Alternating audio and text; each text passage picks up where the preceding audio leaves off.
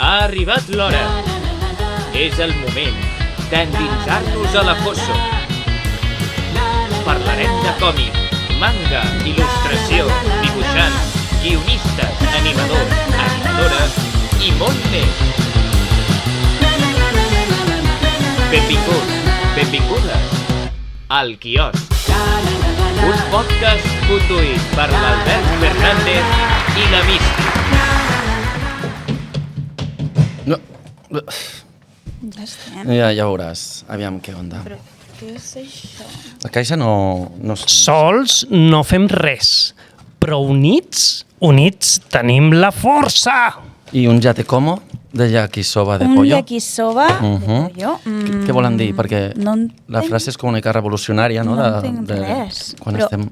què té a veure un yakisoba? Perquè el yakisoba potser promou la producció en massa o l'individualisme, no ho sé ben bé. No sé per on va això. No sé, no entenc res. És que ja veuràs com tornaran a tallar-nos. Sí, a més, amb aquest rotllo reivindicatiu, no sé jo. Bueno. És que no entenc res. Yakisoba per la penya. Aviam, Sí, a veure. ens posem, no? Sí. Ens fa molta il·lusió comptar amb les convidades d'avui. Per començar, donem la benvinguda a Sara Soler, dibuixanta de còmics, amant de fantasia, de Les Bruixes i Els Gatets. Ha publicat tant a nivell nacional, Heu de fer-vos, amb la novel·la gràfica As, i també a nivell internacional. Benvinguda. Hola, què tal? I al seu costat tenim el Fernando Blanco, que és... havia estat entintador, que és una professió que s'està perdent una mica, i ara ho peta amb una sèrie per Image que es diu Wall Tree. Benvingut, Fernando. Hola, què tal? Com estàs? Placer. Avui al quiosc sembla que ens posem revolucionàries i volem comentar una mica el poder d'això, del grup, no? Del grup humà, de l'associació, dels col·lectius. Vosaltres sou integrants de l'Associació d'Autores i Autors. No sé si podríeu començar explicant en què consisteix això i què significa per a vosaltres pertànyer a una associació. ¿Quién empieza? ¿Empiezo yo? Que això és molt de col·lectiu ja, de que cedir la veu a l'altre. Total. Bueno, a ver, yo soy parte del colectivo Autoras de Cómic, que es un colectivo que lleva desde 2013, o bueno, no sé, lleva como 10 años ya, o 12 o 13 años. Yo soy parte desde 2018, que es cuando publiqué mi primer cómic. Y a ver, una de las ventajas, creo, de estar organizados es un poco, bueno, que la unión hace la fuerza, ¿no? Y se consiguen más cosas. Ya no solo a nivel de derechos y de reivindicaciones, sino también se consigue, pues yo qué sé, montar exposiciones, dar visibilidad a gente, no sé, yo creo que es como guay. O sea, es muy complicado el tema asociacionismo, pero a mí me da la sensación de que se consiguen más cosas que no estando tú solo en tu casa dibujando así como un ermitaño. Quan te n'adones? Hi ha una guspira, una primera xispa que et fa pensar haig de pertànyer a aquesta associació? Bueno, a ver, yo la primera vez que lo pensé fue porque las vi en el Salón del Cómic, que todos los años tenemos un stand, este año también, y dije, yo soy autora y hago cómics, igual molaría estar aquí. También porque cuando sales de hacer unos estudios cuales sean y te quedas tú solo, porque realmente ser dibujante creo que es como un oficio muy solitario. ¿Quién te puede ayudar, ¿no? ¿Quién puede saber qué necesitas o incluso qué pasarte curros o qué epígrafe de Hacienda es el mejor para que tú te pongas? O sea, epígrafe. Ya estamos ahí, ¿eh? En cuanto aparece la palabra epígrafe, ya es como de por Dios que alguien me ayude. Entonces, yo siempre he creído que pertenecer a un grupo más grande de gente que lleva más años que tú es totalmente beneficioso. Claro. ¿Y tú, Fernando? Bueno, yo ahora estoy un poquito desvinculado de todas estas movidas por cuestiones personales, de familia y demás, pero durante mucho tiempo he estado ahí haciendo cosas y, bueno, de hecho, mi colaboración empezó, de hecho, con el colectivo de autoras, que pues un día, hablando en un salón con Natacha Bustos, empezamos a hablar de historias y tal, de la asociación y demás, yo tenía una idea en la cabeza y decidimos, con la colaboración de Colectivo de Autoras, llevarla a FICOMIC, que fue el germen un poco de las jornadas profesionales que ahora ya se han asentado dentro del calendario, dentro de la programación del Salón de Cómic, que llevan ya un mogollón de años, ya no me acuerdo cuántas llevan, no sé si las primeras fueron justo antes de la pandemia, 2018, 2019... Y eso. Ahora ya digo, yo estoy un poco desvinculado. Luego, posteriormente, también colaboré en la creación de la AP Comic, que es otra asociación de autores, y a la que también luego, pues eso, por estas mismas cuestiones personales me tuve que desvincular. Pero bueno, siempre estoy un poco ahí pendiente y siempre con algún sanullo de a ver si puedes hacer algo y echar alguna mano de alguna manera. Pero bueno, ya digo, últimamente mi vida es un poquito complicada. El treball d'artista gràfic es vincula, com bien has dicho, Sara, con esta sensación de soledad, ¿no? Llavors, creieu que hi ha poca comunicació entre professionals o poca organització? Depende. O sea, te encuentras a gente que realmente sí está totalmente aislada y un día coincides en un salón porque os han invitado a los dos o lo que sea, y hablas un rato y esta persona está como en plan de, pero esto, pero lo otro, pero... Y yo, o sea, me ha pasado muchas veces de pensar, hostia, pero esta persona vive en este planeta. O sea, porque, a ver, ya no digo de enterarse de salseos, pero bueno, salseos, cuando digo salseos me refiero a, ¿te has enterado de, yo qué sé, de las próximas subvenciones al cómic que van a salir? ¿O te has enterado de este tipo de cosas? Hay gente que realmente vive como súper metida en su trabajo, en su casa y tal, y no se entera de estas cosas que realmente son como muy importantes. Vamos, por ejemplo, lo de las subvenciones, que ha participado todo el panorama del cómic, de todos o tres, pues jolín, que son cosas como muy guays y que si estás en grupo enseguida te enteras.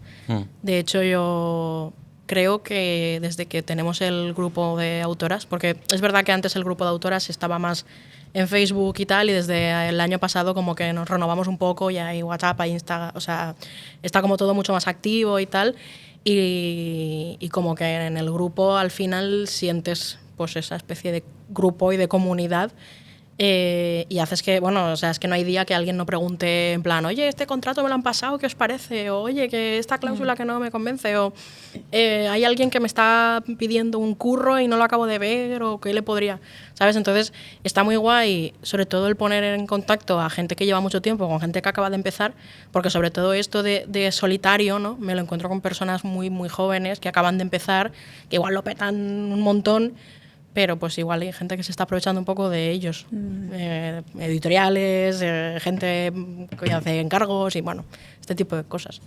Claro, siempre está bien ofrecer ese apoyo a la gente que acaba de empezar. ¿Y tú, Fernando? Bueno, yo una cosa que sí que he observado es que sobre todo la gente de mi generación un poquito más mayor, pues como que hay muchas ideas preconcebidas y hay como una... aire de saberlo ya todo y de que no tienen nada que aprender, y luego me doy cuenta cuando, por ejemplo, asisto a las charlas de Marta Dehesa en las jornadas profesionales, que no tienen ni idea.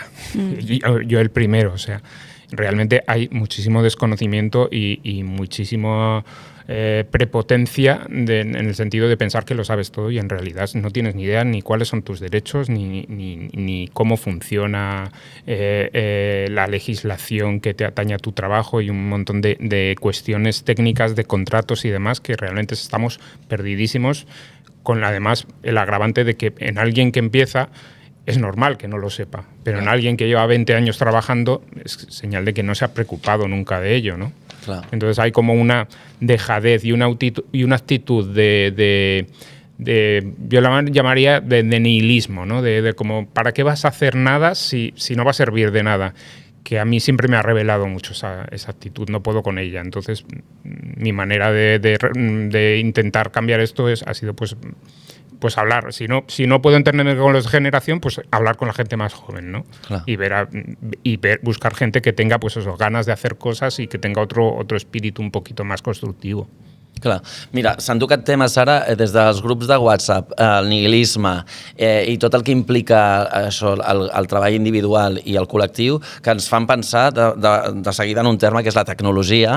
Després ens endinsarem a sac amb això en els submons de la tecnologia amb el Fernando, però per vosaltres l'evolució en aquest segle XXI, en aquests darrers anys vostres de professió, de les tecnologies en general, no sé si un grup de WhatsApp on et vinculis amb gent del teu gremi és tecnologia, però com afecta, com impacta l'evolució de la tecnologia i aquesta evolució, podríem dir, exponencial dels nostres dies, no? Que apareix una IA gairebé en un paquet d'arròs. Ya. A ver, como que la tecnología, por un lado, ha ayudado muchísimo, creo, a la industria del cómic, desde la invención de Dropbox mismo, por ejemplo, o de WeTransfer. Y luego, pues también, por otro lado, igual ha llegado la ciencia demasiado lejos, ¿vale? Eso es un poco... Como hay cosas que obviamente, bueno, siempre te cuentan aquello de que cuando los primeros dibujantes españoles empezaron a trabajar en Estados Unidos tenían que enviar las páginas, los originales por correo y no sé qué. Clar. O sigui, enviar arxius fàcil, vale, guai, aquí la tecnologia, bravo, però saps, no enviar paquetes, ¿no? Claro, un Dropbox o que te puedan pagar desde allí sin que te tengan que enviar un cheque y estas movidas, ¿no? O que puedas hablar con un editor por correo o cualquier cosa, o que puedas estar trabajando con un guionista que igual vive, pues yo que sé, en Pontevedra, y tú puedas estar tranquilamente por WhatsApp diciendo, oye, mira esto, o una llamada, o sea, perfecto. Yo que sé, o el iPad, maravilloso poder tener el iPad y poderme ir, yo que sé, a Aragón, a casa de mis padres, a trabajar allí, que cuando me la ve la gente por ahí es como, ¿estás de vacaciones? Y yo, no, estoy aquí, pero no. Y este tipo de cosas, ¿no? O sea, como que hay tecnología que está muy bien y que obviamente al cielo con ella, y luego pues una IA, no, gracias, no. No hace falta que una cosa fagocite mi trabajo y me deje sin encima para que lo haga mal. Claro. ¿Tú cómo ves, Fernando? Sí, un poco lo mismo. O sea, hay como una falsa percepción de que los dibujantes de cómic estamos en contra de cualquier avance tecnológico, que somos unos luditas que seguimos entintando con pinceles que nos hemos hecho a mano ahí nosotros en nuestra cueva y cosas así. Recogiendo pelos del gato. Y es todo lo contrario. O sea, somos los primeros que siempre hemos intentado aprender de las nuevas tecnologías. Cuando llegó pues, el Photoshop, yo me acuerdo, pues estaba en la escuela de arte, es la primera vez que vi el Photoshop y vi a alguien colorear con el Photoshop y yo flipaba, digo, ¿pero qué es esto? ¿Qué magia oscura es este cacharro? ¿No? Y enseguida, pues claro, yo me puse a intentar aprender, me intenté hacer con un Mac y a poder trastear cuanto antes posible, y siempre he abrazado cualquier avance tecnológico en ese sentido. Pero claro, son cosas que te ayudan a hacer tu trabajo, no hacen tu trabajo por ti. Y además son cosas que digamos que tú puedes coger una foto de internet y calcarla, y a lo mejor no has pedido permiso, y si la calcas tal cual sin transformarla realmente estás robando en cierto modo. Pero la elección es tuya. El problema con la tecnología de la inteligencia artificial es que la elección no es tuya, ya roba ella por defecto eso. Claro. Con lo cual ya hay una carencia ética que no recae en el autor de si eres ético o no en tu trabajo, sino que directamente por el hecho de usar de esa tecnología estás utilizando una tecnología que no és ètica, i per tant lo que estàs haciendo, desde mi punto de vista, no és ètico. Clar, hi ha el meme aquest ara superfamós, no? que diu que jo vull que la IA passi l'aspiradora per mi i jo fer les cançons i dibuixar i escriure llibres, no al revés. ¿No? Claro, o sea, es que es un poco... O sea, creo que además una profesión tan vocacional como la nuestra, que es dibujar, o sea, yo creo que nadie que sea dibujante es dibujante porque piense que se va a hacer rico y no le guste el oficio, ¿sabes? O sea, bueno, espero que no, porque si no, vaya bala perdida, chaval. Pero, jolín, o sea, algo tan vocacional que quiera alguien venir y hacerlo con una IA, es como, vale. O sea, bueno, de hecho, creo que la gente que usa IAs para este tipo de cosas no está nada en contacto con el mundo del arte. Sí, no, directamente no lo entienden, porque precisamente la gracia del arte no está en el resultado final, sino en el proceso, en el aprendizaje. Es lo divertido realmente, el poderte pelear tú con tus limitaciones y aprender algo por el camino y llegar a un resultado que nunca es plenamente satisfactorio. O sea, siempre, cualquier trabajo que haces, siempre hay cosas que te chirrían. Muy pocos son los días que dices, mira, hoy me he quedado satisfecho con lo que he hecho. Pero es que esa es la gracia. O sea, cuando tú delegas eso en la IA, pensarás que eres la hostia y que has hecho un trabajo estupendo, pero no lo has hecho tú. O sea, ¿de qué estás orgulloso? Es que es absurdo. O sea, si nosotros no conseguimos, los que realmente creamos desde cero algo, estar orgullosos de lo que hacemos, porque siempre hay cosas que nos chirrían, ¿quién eres tú para venir aquí a decir que esto lo has hecho tú y que te ha quedado estupendamente? O sea, es que es de una prepotencia y de una... Es delirante, o sea. Sí, no tener criterio, o sea, también... Aparte que creo que cualquier persona que haya trabajado con un cliente un poco quisquilloso, aunque sea un mínimo de quisquilloso, sabe que ese cliente le va a hacer unos 333.000 cambios. ¿Te los vas a pedir a la IA esos cambios? O con la IA eres más, bueno, como lo ha hecho la IA y lo he hecho yo, pues ya todo bien lo que salga. ¿No? Que también es un poco este doble rasero de, bueno, tienes a un dibujante y le estás amargando ahí en plan, ahí esta nariz, házmelo un poco más grande, ahí este ojo, muévelo, esto no sé qué, pero luego haces una mierda con una IA, que porque son un... En fin, te salen ahí 4 dedos y un ojo así a la virulé y, bueno, no pasa nada. Totalment. Anem una mica més enllà i parlem d'altres col·lectius, recuperant això dels col·lectius que pertanyen al sector. Com veieu la relació entre associacions? Per exemple, el col·lectiu d'editors coneixen els problemes dels autors? Qué mala leche tiene esta pregunta. Els del magatzem, que... No sé qué opinas tú, pero yo creo que conocerlos los conocen, otra cosa es que les hagan caso. Bueno, yo es que ya hablar de colectivo de editores, los editores tienen intereses individuales. Hacen colectivo en la medida en que sus intereses son comunes, pero no creo que tengan un espíritu gremial que no sea velar por sus propios intereses. Entonces, ya en ese sentido, no sé. Creo que en el caso de los autores es diferente, o debería ser diferente. Creo que sí que hay algo que es común y que nos atañe a todos y que nuestros conflictos individuales no tienen por qué interferir en eso, porque al fin y al cabo no competimos entre nosotros. Las editoriales sí compiten entre ellas, entonces es diferente la relación. No sé, es como hablar de... Pues, no sé, la asociación de empresarios. O sea, es que Claro. Vale, ¿quién manda en la asociación de empresarios? Pues el que tenga más poder en ese momento, ja està. No, clar, no és una cosa jeràrquica i arribista i l'altra són autors que s'agermanen, és una altra moguda. Clar. Sara, parlem una mica de la teva novel·la gràfica As, que ja ha dit la Mística, tothom que s'hagi despistat i no l'hagi llegit encara, que es faci amb ella. Clar, la publiques ara fa un temps, neix d'un fanzine i té unes particularitats. La va publicar Estiberri, que mira, és d'aquelles editorials que almenys sí que tenen un visor per treure coses que tenen entitat. No sé si l'impacte que encara té As en el públic, tu el sents i com valores tot plegat el recorregut d'aquesta novel·la gràfica tan especial? Hombre, sí que sigue teniendo impacto. O sea, de hecho, estoy como súper contenta porque tal y como está el mercado a día de hoy, es como raro que un cómic dure más de un año incluso. O sea, es como que hay una producción bestial, se produce muchísimo tanto en España como se traen muchísimas cosas de fuera, de Japón, de Estados Unidos, de Francia. Entonces, que un cómic hecho en España y salió en 2021, a día de hoy en 2026, se siga comprando y se sigan haciendo nuevas ediciones. De hecho, vamos a sacar la 4ª dentro de poco. Pues ostras, yo estoy como súper contenta y la verdad es que el público como que súper, como no sé, muy bien, muy agradecido. Yo he notado como muchísimo el amor de los lectores, que es algo que a veces, bueno, yo qué sé, dibujando para afuera, bueno, no sé si a ti te pasará, porque es verdad que Wall Street también es como más autoral, no es, pues bueno, un cómic de Superman más o uno de, no, pero como que sí que notas estas reviews de gente que te dice que le ha ayudado ese cómic o que le ha... Yo qué sé, claro, es que también el cómic como va de lo que va. Explica el que vulguis, però amor merescut i el feedback directe de la gent l'imagino, clar. Sí, claro, o sea, a ver, el cómic va de cómo mi pareja y yo navegamos un poco nuestra situación vital cuando mi pareja salió del armario como mujer trans, ¿no? Entonces llevábamos ya como muchos años juntas, estaba la relación súper asentada, o sea, llevábamos 7 años ya. Ahora llevamos como 14, ¿sabes? Wow. Entonces, claro, con 7 años ya la cosa estaba como bastante seria, ¿no?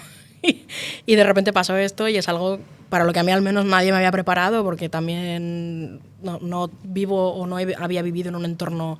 A ver, no es que haya vivido en un entorno como represivo tampoco, pero bueno, sin más, ¿no? Como muy normativo. Y claro, bueno, pues nada, sale bien todo. Spoilers, todo sale bien. Pero claro, fue un camino como muy de introspección, como muy de aprender muchas cosas, como muy de replantearse muchas cosas y tal. y sobre todo de ver que la gente estaba cero informada y sobre todo muy desinformada, ¿no? Y nos hacían preguntas como muy chungas. Como muchas menciones a los genitales de mi pareja, en plan de, ¿pero qué va a hacer? ¿Qué va a hacer con ellos? Y yo, Sí, del ¿y que qué más te parles. da? Que haga lo que quiera. ¿Quién eres? ¿Usted quién es? ¿No? Entonces, pues nada, claro, yo trato todos esos temas y a raíz de, bueno, el fanzine pues tuvo mucho éxito, decidí sacar una versión ampliada porque dije, bueno, también aquí una es Capricornio y le gusta la guita, ¿sabes? Pero bueno, y nada, y así además pues podía hacer una versión con la que yo estuviera más como contenta. Y claro, al tener una editorial y al tener una versión más grande, esta llega a muchísima más gente y sobre todo pues a otros países, ¿no? Ha llegado a Estados Unidos, bueno, al inglés, ¿no? Que te das cuenta de que inglés también es media Europa, porque en Noruega, o sea, cuando salió me mandaban fotos como de Oslo, de Ámsterdam, de, yo qué sé, de Londres, de tal, de los libros ahí en inglés. A Francia también ha llegado, a Argentina, a Brasil y ahora saldrá en italiano también, entonces como que tal, y claro, cada vez que sale en un nuevo sitio me llegan gente de ese nuevo país, ¿no? Diciendo, ¡buah, pues como que es un cómic que ha ayudado mucho a gente a hablar con sus familias, a gente a darse cuenta de que es trans o de que es bi o de que es lo que sea, o sea, yo igual... Eso que dicen así los fachas del adoctrinamiento puede ser que lo esté haciendo. Puede ser que esté adoctrinando gente. No, o sea, no, pero sí que, claro, cuando no tienes referentes y de repente ves algo en lo que te ves totalmente representado, pues algo hace clic, ¿no? Que es lo que le pasó a mi pareja, de hecho. Y claro, toda esa gente pues me acaba hablando gracias a las redes sociales, ¿no? Que decíamos antes, de tener Instagram, de estar en contacto, gracias a las tecnologías, puedes estar en contacto con gente, pues eso, de Inglaterra o de Noruega. Y como muy agradecida y como muy... ¡Buah, es que ha significado un mundo para mí! Yo estoy en mi casa en pijama con el gato encima lleno de pelos y estoy como de, ¡qué bien! pues qué guay, pero bueno. Sara, yo te volia preguntar, que, bueno, que ya lo has contestado perfectamente sobre la importancia de la visibilidad LGTBQ+, en todo esto, pues, con toda la gente que t'ha contestat i tal, però et volia preguntar també si creus que hi ha col·lectius, dins d'aquest col·lectiu, si creus que hi ha col·lectius que estan més discriminats, per així dir-ho, que d'altres. Sí, o sea, sí. En el món del còmic i la il·lustració en concret. Ah, bueno, dentro del mundo del cómic. Bueno, a ver, quieras que no, el mundo del cómic siempre ha sido un mundo muy alternativo, entonces... Hay, o sea, no sé cómo decirte, porque realmente hay como trabajas en casa también, o sea, no te discriminan tanto por tu aspecto a veces, ¿sabes? O sea, de hecho a mi pareja le ha pasado que, o sea, bueno, nunca le han discriminado en un curro de... Ella es ilustradora, también trabaja para Magic de Gathering y, bueno, gente así de USAs y de ilustración y tal, y claro, no le han visto nunca la cara. O sea, si no fuera visible en sus redes como persona trans, no tendrían por qué enterarse siquiera de si es trans o de... Porque al final es una relación profesional, o sea, yo no voy en el mail, hola, dame trabajo, soy trans, ¿vale? Entonces, no tendrían por qué enterarse absolutamente de nada, pero sí que en un curro que tuvo hace mucho tiempo en una escuela de... Bueno, era como una universidad de concept art y tal, sí que la acabaron echando, o sea, como que le hicieron mucho mobbing. Y la acabaron como echando de una manera muy rara, con excusas muy raras, y luego nos enteramos de que efectivamente el director del máster ese era bastante transfobo y tal. Entonces, dentro del sector de la ilustración, al menos yo no he tenido ninguna experiencia rara con gente discriminándote por ser LGTB. Puede ser que haya editoriales más chungas, pero vamos, ahora mismo, y sobre todo en el cómic, es que, vamos, o sea, sí somos todos unos desviados. I parlant de grups, tu hi ha dos diferències, que és que treballes amb editorials locals o amb clients locals, com una editorial com Estiberri, i també pel mercat nord-americà. No sé si aquí hi ha conflictes d'interessos, si hi ha coincidències, si hi ha moltes diferències. A ver, diferencias en las maneras de trabajar siempre, porque el trabajo en Europa y España creo que es mucho más autoral. Aquí como que yo me siento mucho más libre a la hora de trabajar, porque es, sobre todo, a ver, también porque la editorial Estiberri yo creo que es una muy buena editorial, yo estoy contentísima con ellos, y en general como que me dan libertad 100% para hacer, deshacer, tienen confianza total. Si hay algo que no les acaba de cuadrar, me lo dicen, lo miramos, lo reformateamos juntos, vemos a ver cómo hacemos. Y en Estados Unidos pues es un trabajo mucho más como, al menos el que yo he hecho, que han sido series y cosas como mucho más en cadena, digamos, ¿vale? Tienes un guionista, el guionista te pasa el guión, te lo lees, lo dibujas, entonces lo pasas, te dan el ok, te dicen, hoy cambia esto porque el rotulador, bueno, el rotulista luego, rotulador no, el rotulista luego aquí va a que meter un texto no sé qué, y se lo pasas al colorista y el colorista hace lo suyo y sí, metronòmic, ¿no? Sí, pam, pam. Que también, ya te digo, la gente y editores que he trabajado en Estados Unidos han sido también majísimos, pero sí que es verdad que es un trabajo mucho más de machaca, tal vez, de, bueno, venga, esto y lo otro, ala.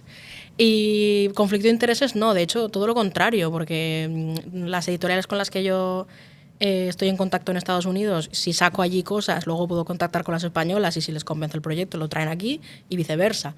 O sea, ha ido para Estados Unidos por medio de Dark Horse, porque yo había trabajado con Dark Horse y fue, bueno, oye, mira mi libro nuevo, qué guapo está. Y lo compraron, ¿no? O sea, sí, a ver, que si no les interesara, pues no lo comprarían, pero bueno, es como que si tienes ese contacto hecho es mucho más fácil llegar a ellos y decirles, mira. No sé si perquè Dark Horse és una major d'Estats Units i mola que tinguin, no, la sensibilitat de publicar el teu còmic, ni que sigui perquè ja estaves dins, però... Sí, bueno, a ver, ya te digo que sí que creo que puede a veces parecer que si como ya eres autor de ellos te lo van a publicar todo. No. Si no os convence te dirán, suerte amigo, y ya está. No, pero bueno, sí que, claro, como que el contrato ya está hecho, todo es más fácil. I parlem de la teva faceta com a profe de l'Escola Josso. Què t'ha portat aquesta part a la teva vida professional o personal? Pues la verdad que te hace como estar en contacto con las nuevas realidades, porque es lo que... O sea, yo llevo publicando desde 2018, que yo salí de la Josso en 2017 y empecé a publicar al año siguiente, digamos. Entonces, de repente, te das cuenta de que llevas ya 9 años en la industria y ya no eres tan joven y ya no estás al corriente de las tendencias y de las cosas. Y de repente eres el señor Barnes con gorrito, ¿sabes? Entonces, como que los chavalitos te hacen darte cuenta de cosas y te hacen no ser un viejo pellejo que dibuja cosas viejunas. O sea, por ejemplo, ¿cómo visten mis alumnos a sus personajes? Claro, yo les dibujo... O sea, a mí me pasaba, de hecho, cuando leía cómics de gente cuando yo estaba estudiando y pensaba, tío, los visten todos como si fueran los 2000. O sea, los principios de los 2000. Digo, y ahora ha cambiado un poco la cosa, ¿no? O sea, ya las mujeres no vamos con todo de pantalones de tiro bajo, súper tal y que parece todo un pornstar. O sea, ahora... Que, a ver, a veces había cómics un poco viejunos, No.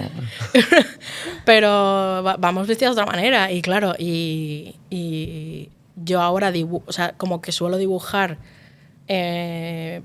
peña como de mi época.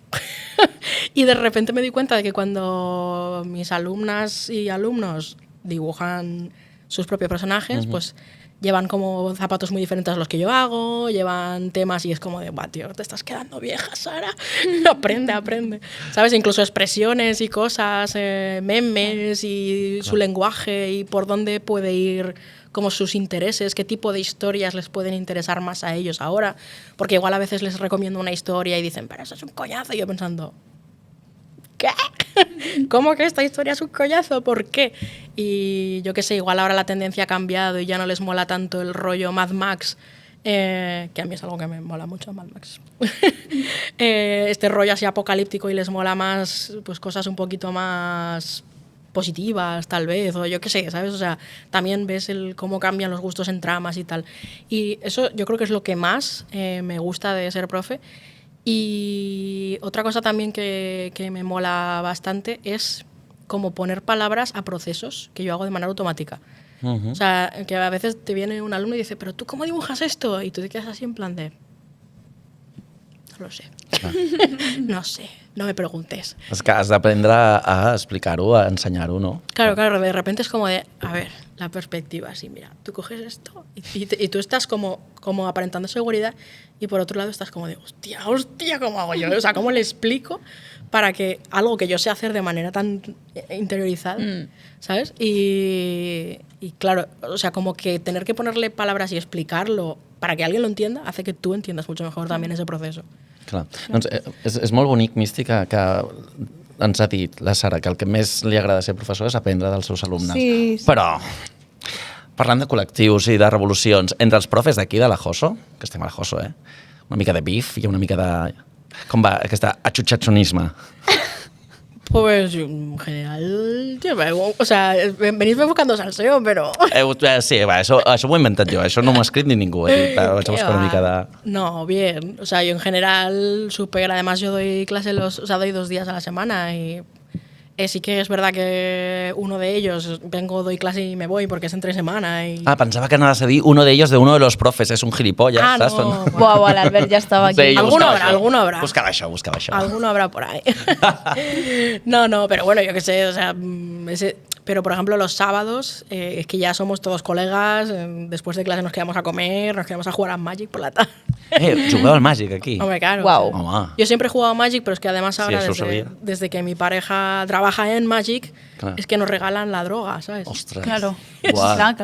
Va, aquest cercle està supertancat, Sí. Vale, doncs la darrera pregunta per tancar aquest apartat amb la Sara és que els del magatzem o els guionistes, directors d'aquest programa, ja no sé qui ens escriu aquestes coses, ens han dit que has rebut una de les ajudes al còmic que s'han atorgat, ho vull llegir bé, des del Ministeri de Cultura, aquí hablando de entidades, no?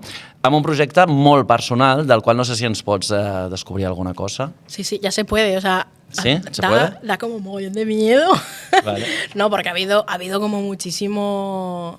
O sea, como que en todos estos procesos ministeriales y de becas y subvenciones y tal, es todo tan secreto y tan anónimo y tan tal. Y bueno, de hecho hay gente que le habían dado subvención que por enseñar algo en una story hace 6 meses le han retirado la ayuda. Shit. Que claro, Wow. tenemos un grupo como de apoyo, de gente subvencionada, en plan de, ¿se puede enseñar una página ya? No lo sé. ¿Hay alguien que lo haya hecho? Sí, una vez lo hizo una y oye, ¿a ti te han dicho algo? No, aún no me han matado. Y yo, vale, pues venga, enseño yo la mía. O sea, entonces sí, ya se puede decir algo, pero claro, ha sido un proceso como muy estresante, primero de todo porque tienes que inventarte un proyecto. Y segundo, porque tienes que hacer todo ese proceso burocrático, que es lo peor del mundo. Y sí, o sea, es un proyecto como muy guay para mí. Yo creo que es muy guay. Espero que me digáis que os gusta la idea. Pero bueno, es muy guay y sobre todo que es muy importante para mí porque es un proyecto que va a hablar de las generaciones de mujeres de mi familia. Entonces, esto hace años que lo tengo pensado, que me molaría hacer un cómic y claro, cuando salieron las subvenciones...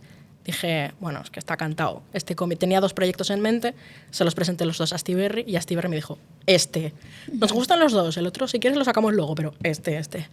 Y yo dije, claro, sí.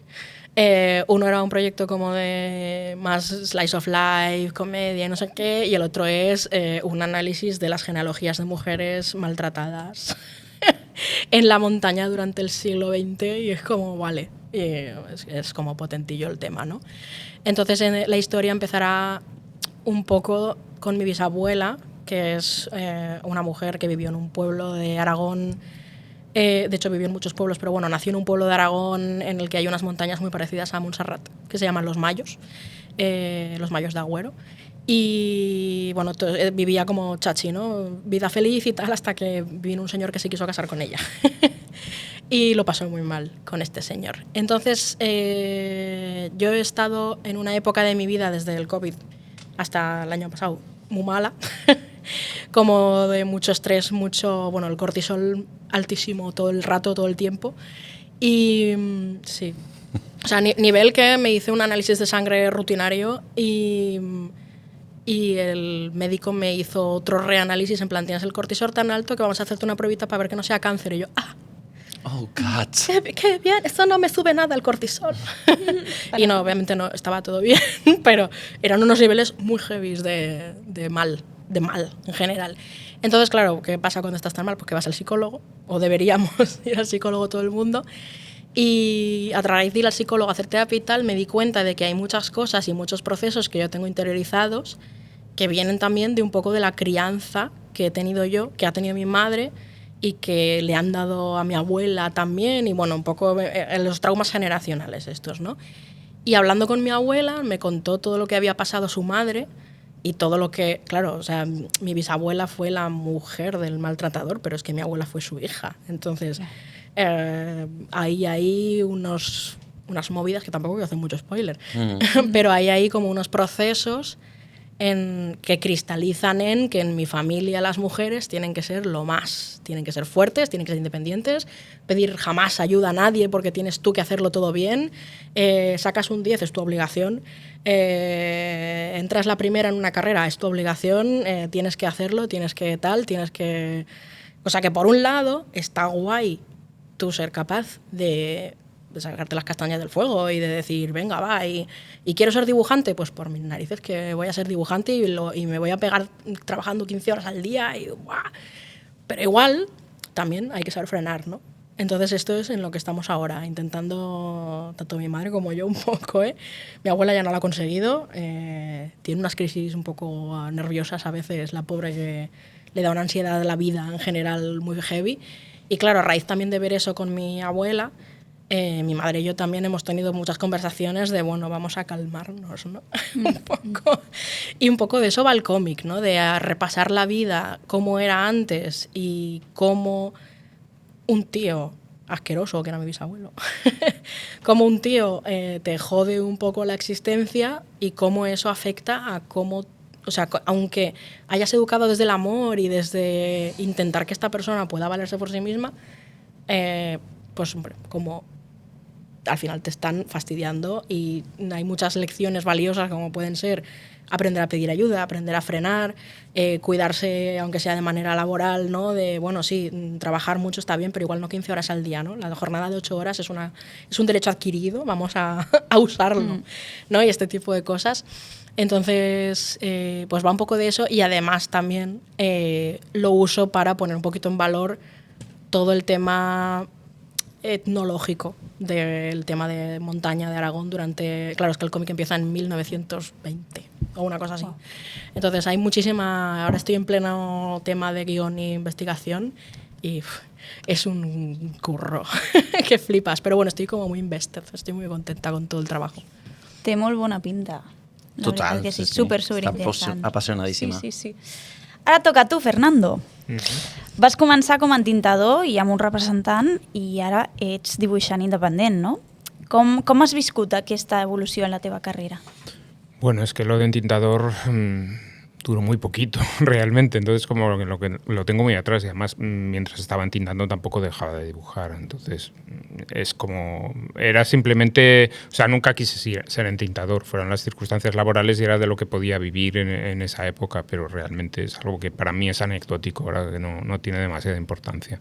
Viene bien, pues, desde el punto de vista de que entintar el trabajo de otros dibujantes te ayuda a aprender sus procesos y cómo trabajan los demás, y entonces eso siempre es una buena lección para aplicarlo luego a tu trabajo, pero más allá de eso, ya digo, para mí es anecdótico porque nunca tuve vocación de entintador, ¿no? No sé si alguno habrá que la tenga, però la majoria de los entintadores en el fondo són dibujantes, no? Clar, són dibuixants que... Però a tu, no, per exemple, ara m'ha vingut una pregunta fric, no et miraves els entintadors en els còmics quan eres petit, com, a mi m'agrada quan entinta aquest i no aquest? Quizá un poco, y cuando era entintador sí que lo he mirado un poquito más, pero normalmente, no sé... Para mí el mejor entintador que ha habido era Alberto Breccia i no era conocido por ser entintador. Clar, però parlo més d'això, de coses com de Marvel, com a mi m'agrada més si el Marc Silvestri l'entinta el Dan Green que el Joe Rubinstein, saps? I jo em fixava en això de petit com loco de este entintador me gusta, este no, ¿sabes? No, de pequeño no, porque de pequeño simplemente leía los cómics, pero tampoco hasta en el momento que yo me di cuenta que eso era una profesión, como que no me fijaba especialmente en cómo estaban hechas las cosas, ¿no? Clar. Tu ara com a autor, molta gent t'haurà descobert una obra magna que estàs fent amb Image Comics, que és Wall Tree, que per posar una mica a qui no l'hagi descobert encara en situació, és un còmic una mica distòpic que parla de com es descobreix un submón a internet, que és l'Undernet. No sé si tu, quan a l'hora de dibuixar-la, després parlem del guionista, del James Tynion, ara parlarem, si vas trobant com molts paral·lelismes amb la nostra vida o si veus que és totalment ficció i que a tu no t'afecta o no t'apela, o no sé quin feedback reps d'això, d'aquesta obra en relació als nostres dies. Hombre, pues realmente es que la obra en realidad lo que habla es de los peligros de la internet y de cómo la tecnología, pues es un poco también con lo que hablábamos antes de la inteligencia artificial, de cómo depende del uso que das a la tecnología, pues puede convertirse en algo realmente pernicioso, ¿no? Internet era una tecnología que cuando surgió parecía que nos iba a liberar, que iba a hacer todo mucho más democrático, más horizontal, y ha ocurrido todo lo contrario. Entonces realmente en este cómic estamos hablando es un cómic de terror, y al final el terror funciona siempre como una especie de retrato del subconsciente colectivo, de qué es lo que nos preocupa como sociedad y como individuos, ¿no? Entonces aquí teníamos muy claro de lo que queríamos hablar, y teníamos claro que nuestros dardos iban a ir hacia el mal uso de la tecnología, y Undernet no deja de ser más que una metáfora de eso, ¿no? I com és treballar en la indústria del còmic dels Estats Units? Creus que la figura de l'editor d'allà és molt diferent a la que podem trobar aquí? Sí, porque para empezar, en realidad, lo que nosotros aquí llamamos editor, ellos allí lo llaman publisher. O sea, realmente lo que nosotros aquí conocemos como editor es alguien que publica cómics. Editar los cómics es producir los cómics. Entonces, es trabajar codo a codo con los creadores para hacer cómics. Esto no significa que aquí no haya también trabajo de edición, pero generalmente los editores aquí hacen ambas cosas. Publican cosas que vienen de fuera y también pueden editar cosas de producción propia, pero es digamos, la parte más pequeña de su trabajo. La mayoría de las editoriales aquí son publishers, desde el punto de vista americano. Entonces, por ahí ya tenemos una diferencia clara, ¿no? Luego, pues eso, el editor también depende mucho si tú estás trabajando para una mayor o estás trabajando para un cómic independiente. O sea, cuando estás trabajando para Marvel o DC, digamos que tu editor es tu jefe, o por lo menos es la persona que está por encima de ti y que te va a marcar qué es lo que tienes que hacer, cómo tienes que hacerlo y demás, ¿no? En cambio, cuando trabajas para una independiente, al editor le pago yo, trabaja para mí. Es la persona que me va a facilitar las fechas de entrega, que me va a decir, tienes que tener esto en esta fecha, a ver cómo podemos acomodarlo con tu agenda. No, parece que sea lo mismo, pero no es lo mismo. Hay un matiz muy diferente. No es lo mismo alguien que te dice, a ver, tienes esta fecha de entrega, ¿cómo podemos hacerlo? A ver, la tenemos que retrasar, hay que hacer. En cambio, cuando tú trabajas para Marvel, decirte, no, esta es la fecha de entrega, apanyà't-les. No? És diferent, no? Clar. I això em fa venir una qüestió, que és que aquest còmic, Wall Tree, apareix a Image Comics, diria que encara està ongoing, jo me l'estic llegint, vaig pel volum 2, però aquí ha canviat d'editorials, o sigui, ha canviat de grup editorial, el publicava ECC s'ha ensorrat i ara l'ha adquirit Norma. Això a tu t'afecta com a autor, que hagi tingut diverses edicions, perquè crec que les grapes no sé ni si eren grapes d'ECC, eren caríssimes, després tenien els volums també caríssims, i ara el té Norma. Això t'afecta a tu, que la teva obra vagi canviant d'editorials i... Hombre, afecta relativamente, porque al final no estamos hablando más que de un mercado un poco secundario, ¿no? A mí lo que más me afecta económicamente, obviamente, es cómo vaya mi cómic en Estados Unidos. Evidentemente, luego, cuantos más países lo vendas y mejor se vendan los países, mejor. Evidentemente, de entrada puedes pensar que todo este baile de editoriales puede no ser bueno para el cómic. Relativamente, porque al final ha tenido doble exposición, la que le dio la editorial original y la segunda, ¿no?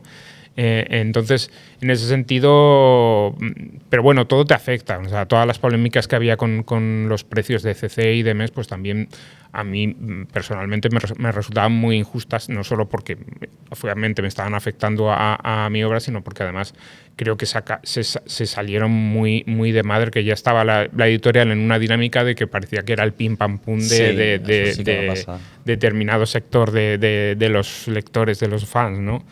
Pero es eso, eran situaciones como que, bueno, la gente se quejaba mucho de que la edición en el tomo era muy cara, era una edición de lujo limitada. 6 meses después estaba anunciada que iba a seguir una edición con precios similares a la actual edición de Norma, que por desgracia no pudo salir porque la editorial se fue a pique. Pero quiero decir que la gente a veces también se impacienta mucho y quiere las cosas ya y las quiere en las mejores condiciones. Quiero decir, a mí puede gustarme o no me gustarme la estrategia editorial que puedan llevar un editor concreto, pero si han confiado en mí y me han pagado lo que yo he pedido, porque al final quien pone el precio de los derechos somos James y yo. O sea, y Mace nos pasa las ofertas y nos dices, hay esto, queremos más, queremos menos. Al final la última palabra la tengo nosotros. A mí una vez me han pagado, ¿quién soy yo para criticar cómo tienen que comercializar eso la editorial? Yo tengo que confiar en que ellos son los profesionales y que sus decisiones van a ser las mejores para la obra. ¿Se pueden equivocar? Sí, pero ¿quién soy yo para decirles si están equivocados o no? Ellos van a saber más de cómo se trabaja en el mercado español que yo, que trabajo para el mercado americano. Entonces... Però així és el col·lectiu dels haters. Sí. Doncs, clar, tu abans d'això, abans d'aquesta obra, has dibuixat a personatges com Batman, com Catwoman, la Dark Justice League, i ara has arribat a un altre mite, que és aquest guionista, el James Tynion, que té aquest 4, que posa el seu nom sempre, no sé si la gent li diu, tu li dius, no? The Fourth, del 4? No, es simplemente pues es que su padre era James Tynion y su abuelo y su bisabuelo pues es el cuarto, James És el Tynion. quart, i ho signa així. Es algo muy de los Yankees, aquí no siempre pasa, y tampoco no todos los Yankees, de determinadas familias que digamos que tienen un cierto nombre, no? Clar, i aquest tio porta ja molt de temps com... no passa tantes vegades, no?, que un guionista de còmic agradi i tingui un èxit massiu entre el públic, però la crítica no fa res més que aplaudir-lo perquè cada cosa que fa l'encerta, i tu ara mateix estàs com encertant-la amb ell, i a més amb el colorista que teniu, que també és fabulós, a World Tree. Com és, no?, arribar a aquesta costa assolellada que és treballar amb el James Tynion? Bueno, pues es que tiene parte de golpe de suerte, o sea, porque realmente cuando James me propone a mí trabajar en la serie esta, se estaba empezando a hablar de Something is Killing Their Children, de algo está matando a los niños, es maravillosa, que era la serie que parecía que lo estaba empezando a petar. Aún no le habían ofrecido Batman. Yo sabía que estaba trabajando con un proyecto con Álvaro Martínez para el sello Black Label. Justo pues 2 o 3 meses después, casi en medio de la pandemia, salió a la venta el Department of Truth. Es decir, era alguien de que el que estaba empezando a hablar, pero aún no era la mega estrella en la que se ha convertido actualmente.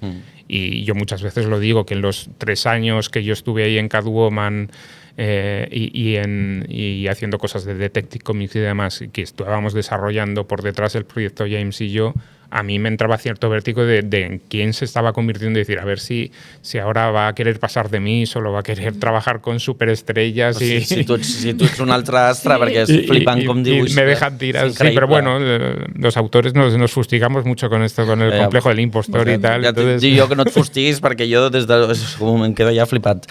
Sempre ens apunten aquí una cosa en los papeles, que és això dels referents, que imagino que en el món del còmic és important que tothom parli dels seus referents. No sé si vosaltres teniu alguns molt marcats en la vostra trajectòria que us han fet esdevenir els artistes que sou ara. Tu, Fernando? Sí, yo tengo muchísimos referentes. A ver, algunos son simplemente, pues eso, el dibujante que me gusta este mes, ¿no?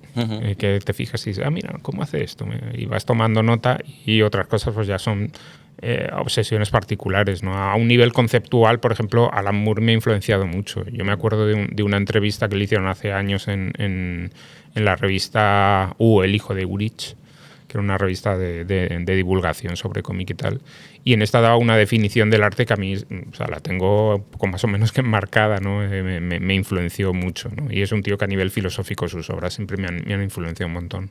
Y luego a nivel gráfico adoro a Richard Corben, es un autor que me ha influenciado muchísimo, y aunque no sea una influencia evidente en mi trabajo, sí que a nivel de muchas cosas, de la arquitectura que hay detrás, de cómo se hace un cómic, me he fijado muchísimo y he estudiado mucho su obra, y me sigue influenciando y disfrutando. O sea, es un autor que releo a menudo, y cada vez que lo releo descubro cosas nuevas. Entonces, pero ya digo, quizás son los dos más destacados, pero es que si empiezo a decir nombres es que no pararía, porque además intento tener la mente abierta y descubrir nuevas cosas y demás. Últimamente estoy enamoradísimo del trabajo de Atsuki Kaneko, ¿no? Por ejemplo, que me flipa y me parece uno de los mangakas más espectaculares que ha surgido en los últimos años, ¿no? ¿Y tú, Sara? A mí me pasa un poco igual, que hay muchas cosas, y sobre todo un poco lo que decías, que cada mes te gusta alguien nuevo. Somos así un poco promiscuos a nivel de influencias. Pero bueno, a ver, si tuviera que decir nombres así como muy fijos de los que yo recuerdo que cuando estaba estudiando como que guiaron un poco la dirección hacia la que iba a ir mi dibujo. También es verdad que yo tengo como varios estilos, o sea, yo no dibujo siempre de una manera igual, así como hay gente que tiene un estilo como muy, este es mi estilo y dibujo así, que dentro de ese estilo evoluciona, pero tal. Yo, por ejemplo, tengo el estilo con el que he dibujado a Ash, que es así como muy chicle. Es como muy chibi, ¿no? Como muy redondito y tal, y muy muñequitos. Y luego, pues las cosas, por ejemplo, que hago para Estados Unidos, o el último cómic que estoy haciendo, de mi bisabuela y tal, que es como más realista, simplemente porque me sale dibujar así, ¿no? Pero bueno, si tuviera que poner referentes, pues por ejemplo diría Albert Monteys, que ya ha pasado por aquí. Sí, hola Albert. Albert Monteys y que además como que me mola mucho Monteys, porque también le pasa que tiene sus muñequitos del show de Albert Monteys, así de cuando hacía cosas más del jueves, y lo que hace ahora para Universo, que es algo un poquito más realista, tal vez, sin ser realista, pero bueno. Pues bueno, Albert, pues Bea Tormo, por ejemplo, me flipa todo lo que hace. Hola, perdona, Però que estem interrompent la convidada, Sí, això ja ho sé, sento, què està passant. És que acabem de sortir de la reunió d'aquí del sindicat de magatzems i res, us volíem fer unes preguntes perquè han sortit a la reunió per fer-vos a vosaltres. Sí, no. Sindicat? Bueno, els explico als convidats que tenim aquí unes preguntes ràpides que si ens podeu contestar, res, ens les llancem superràpid, vale? Us vaig dient com els noms i contesteu el més ràpid que pugueu, sí? Vale, Sara, rutina per posar-te a dibuixar? No sé qué es eso de la rutina. No sé, podcast no, ponerme una serie larga y que no tenga que mirar. Vale, Fernando, ¿tu banda sonora para dibujar? Cada día soy una diferente. Últimamente estoy muy metalero. Muy bien. Sara, s'acaba el mundo. Només pots salvar una espècie animal. Gato. Fernando, se acaba el mundo, pero solo puedes salvar un género literario, un género. Ciencia ficción. Sara, ¿un sueño repetitivo que has tenido? No sé. Últimamente sueño que me quitan la subvención porque no entrego el cómic. Fernando, ¿un sueño que tengas aún por cumplir? Escribir algo algún día yo. Sara, villano favorito. Hostia. Eris de Sinbad, de La leyenda de los 7 mares. Fernando, superhéroe favorito. Hulk. Sara, cómic que tienes ahora mismo en la mesita de noche. Mouse. Fernando, cómic que recomendarías a alguien para que entienda el mundo. Para que entienda el... Para entender el mundo. Madre mía. Waltry. El mundo de Internet, sí. Sara, ¿algún tema que no te deja dormir? Lo de la beca. Lo del que me quitan la subvención. Es que qué mal, ¿eh? Fernando, ¿algún tema que siempre te hace enfadar? La inteligencia artificial. Sara, ¿subir o bajar impuestos? Depende para qué. Subir impuestos a los ricos, bajárselos a los pobres. Fernando, ¿más derechos o menos? Más derechos siempre. Sara, un meme inolvidable. Ay, el gato de la mesa. Fernando, el cómic que fue un antes y un después en tu vida. Bloodstar, de Richard Corben. Sara, actividad favorita para desconectar. Ir a la montaña. Fernando, fuente de inspiración principal para ti. Richard Corben. Como artista sí, pero en general, pues hacer cualquier cosa que no tenga que ver con los cómics para despejarme y resetearme. Muy bien. Sara, ¿película de animación favorita? Ay, no me puedes hacer esto. No sé, muchas. Todo lo de Ghibli, todo lo de DreamWorks en su época chula, no sé. Fernando, dibujos animados que hayan envejecido mal para ti. Envejecieron mal y nacieron mal los Fruities. Oh my God. Sara, si tuvieras que crear una asociación que defendiera alguna cosa que aún no existe, ¿cuál sería? Hostia, no sé, es que hay asociaciones para todo últimamente. No lo sé. Esta pregunta es un poco... Porque la asociación de autoras ya existe. La asociación de regular los tramos de autónomos, por ejemplo. Fernando, si fueras el encargado de la asociación de autores, ¿qué sería lo primero que cambiarías ahora mismo? Es que no funciona así. Es que no hay un encargado que llega ahí. Es que tiene que ser un proceso Si fueras un dictador, colectivo. si fueras dictador a saco. Vale, y la última pregunta la dirijo a todos, ¿vale? Bueno, a los dos a la mesa. Fernando, Sara, ¿el tecnofeudalismo ha convertido el proletariado en tecnosúbditos? ¿Qué? O espera, ¿es la IA otra herramienta de control de masa? Espera, ¿a las barricadas? Sí. A les barricades. No us poseu tan sindicalistes. Sí, tecnofeudalisme. Ha acabat en tecnofeudalisme. Les preguntes ràpides, No us poseu tan sindicalistes que us puja el sucre una mica als del magatzem. Va, amagueu les pancartes. Vale, però ens quedem amb això, amb aquesta mena de reflexió hiperbòlica que ens acaben de fer els del magatzem, en un món on impera l'individualisme i cada vegada amb unes arestes més complicades i sinistres. Quina importància li doneu? Potser ho hem parlat una mica ja abans, el fet de pertànyer a un grup humà, d'associar-se i d'això, unir-se. O sea, yo creo que la importancia mayoritaria sobre todo es poder como tener como un foro en el que hablar de problemas comunes e intentar solucionarlos entre todos, porque muchas veces tú solo no tienes los recursos para poder solucionar estos problemas. Sin embargo, entre varias personas, primero se les pueden ocurrir soluciones que a ti ni se te han pasado por la cabeza, aunque las tengas delante. Se te pueden pasar, yo qué sé, cosas legales de las que tú no estás pendiente, no sé. A mí me da la sensación un poco de que es ese feeling de foro y de cosa como global colectiva, ¿no? Que es lo que más, como, no sé, necesitamos. Vale, ¿y tú, Fernando? Bueno, yo pienso que eso, que con estas tecnologías que están llegándonos como apisonadoras, acompañado además con un entorno sociocultural, pues de individualismo, de capitalismo, parece como que no puedas hacer nada, que vayas remando contra corriente y que además que la corriente cada vez es más fuerte. Ahí creo que lo único que cabe es ser muy cabezota. Y comprarse un Nokia, ¿no? Por ejemplo. Sí. O sea, cuanto más fuerte es la corriente, más hay que remar en contra, pero es por una cuestión de reivindicar tu propia humanidad contra todo esto, ¿no? Es sencillamente llevar la contraria, aunque sepas que vas a creer, es igual, dices, pero bueno, por lo menos quiero morir siendo humano, ¿no? No quiero verme absorbido por esta fagocitación tecnológica que nos deshumaniza, ¿no? Es simplemente eso, llevar la contraria. Hay que tocar hierba, yo creo. Esto es algo que antes me habéis preguntado del tema de los alumnos, las clases y tal. O sea, una de las cosas que menos me gustan de ser profe, de hecho, es darme cuenta de que cada vez más los alumnos necesitan tocar hierba, porque es lo que dices tú. Esta necesidad, o no necesidad, sino esta imposición de la tecnología y del individualismo y de estar todo el día metido, o sea, no hay capacidad de atención. Hay muchas veces que no... es muy difícil que se lean un texto de un párrafo porque se distraen entre medias. És com... Les pel·lis de Netflix, no? Que està tot fet perquè et repeteixin la trama, que sigui tot molt senzill perquè la penya està mirant el mòbil mentre les mira, ¿no? Sí, 100%. O sea, es como que creo que la gente necesitamos tocar hierba muchísimo más, o sea, mucho más que nunca, y que las asociaciones y el colectivismo es ese trocito de hierba que está muy bien. I tant.